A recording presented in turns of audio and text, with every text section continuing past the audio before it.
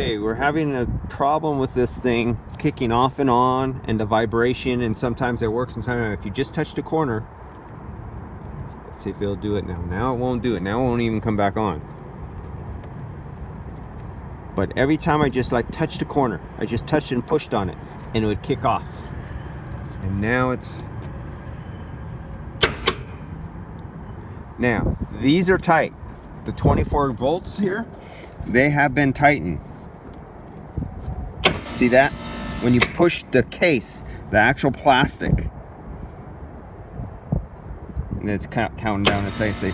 Now when I let my finger off the plastic,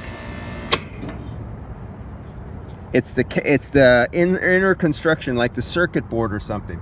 So here's our controls. I think it's on the actual circuit board, like a broken solder on the inside of the circuit board, because when you distort the case, now watch, it's going and I'm going to press the case. It's defective. Okay.